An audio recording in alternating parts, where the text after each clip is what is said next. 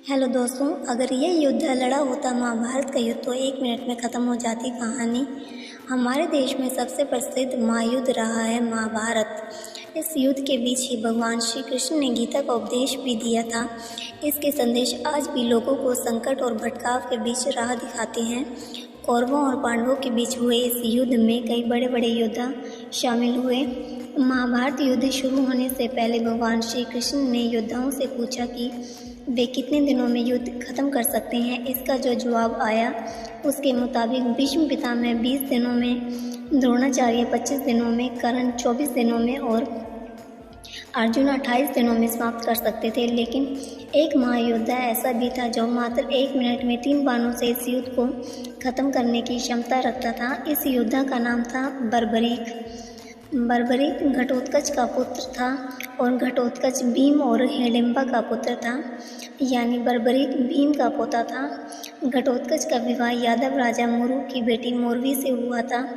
मोरवी भगवान शिव की बड़ी भक्त थी। बर्बरीक भी माँ की तरह शिव भक्त था। भगवान शिव ने भक्ति से प्रसन्न होकर बर्बरीक को वरदान में अष्टदेव की दिव्य शक्ति वाले 3 बाण दिए। बर्बरीक ने अपनी माँ से ही युद्ध कौशल सीखा था। इस तरह बर्बरीक को दिव्य शक्तियाँ मिल गई थी। इन्हीं दिव्य बाणों के माध्यम से बर्बरीक महाभारत युद्ध को कुछ ही पलों में समाप्त कर सकता था। वैसे मोरवी ने अपने पुत्र बर्बरीक से यह भी वचन लिया था कि वह इन बाणों का इस्तेमाल युद्ध में कमज़ोर पक्ष की तरफ से ही करेगा। वास्तव में मोरवी को लग रहा था कि महाभारत युद्ध में सैन्य शक्ति कम होने से पांडव कमज़ोर पड़ सकते हैं।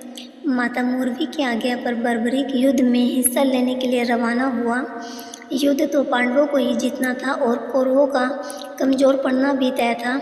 ऐसे में बर्बरीक कहीं कौरवों के पक्ष में युद्ध लड़कर सारा खेल न बिगाड़ दें, इसलिए भगवान श्री कृष्ण ब्राह्मण का वेश रखकर बर्बरीक के मार्ग में आकर उससे मिले।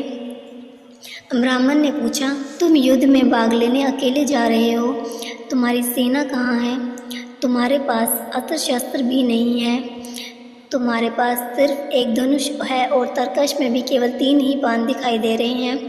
ब्राह्मण ने कहा, कुरुक्षेत्र में ऐसा युद्ध होगा जो फिर कभी नहीं होगा।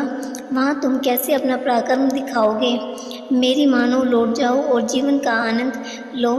बर्बरीक ने नम्रता से कहा, मेरी माँ के आशीष का अपमान न कीजिए ब्राह्मण देवता। उनके प्रताप से मैं हारे का सहारा बनूंगा। ये 3 बाण साधारण नहीं है, दिव्य है। इस महाभारत युद्ध के लिए मेरा एक ही बाण काफ़ी है। तीनों बाण चले तो सृष्टि का ही नाश हो जाएगा।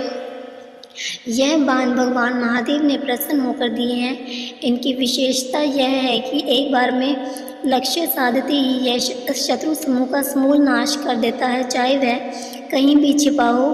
ब्राह्मण ने कहा, तुम तो बातें करते हो, प्रमाण दिखाओ। उस पीपल के पेड़ के पत्तों को क्या एक ही बाण से वेध सकते हो? इस पर बर्बरीक ने कहा, मैं बातें नहीं करता, प्रत्यक्ष को प्रमाण की क्या जरूरत? लीजिए, आप संतुष्टि कर लीजिए। कहकर बर्बरीक ने पीपल की ओर लक्ष्य कर दिया। बर्बरीक ने जैसे ही बाण संधान किया, ऐसे लगा कि लाखों बाण प्रकट होकर पीपल के पेड़ के पत्तों को भेदने लगे हों। यह देखकर ब्राह्मण ने एक पत्ते को चुपके से अपने पैर के नीचे छिपा लिया। सारे पत्तों को भेद लेने के बाद बाण ब्राह्मण के पैरों की ओर बढ़ा और पंजों को भेदने लगा। बर्बरीक बोला, मेरे लक्ष्य से पैर हटा लीजिए ब्राह्मण देवता, नहीं तो यह आपके चरण भेद देगा। इतना सुनते ही ब्राह्मण ने पैर हटा लिया और बाण ने उस आखिरी पीपल के पत्ते को भी भेद दिया। यह देख ब्राह्मण वाह वाह कर उठे और कहा कि तुम बहुत वीर हो, क्या इतने ही दानी भी हो? बर्बरीक ने कहा, जो योद्धा दानी नहीं वह योद्धा भी नहीं। आप दान मांग कर देख लीजिए, मैं आपको वचन देता हूँ।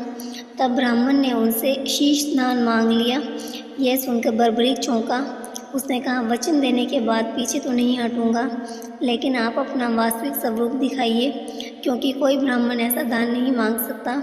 बर्बरीक की प्रार्थना पर ब्राह्मण वेशधारी भगवान श्री कृष्ण ने उन्हें दर्शन दिए और उसके दान और युद्ध कौशल की प्रशंसा की।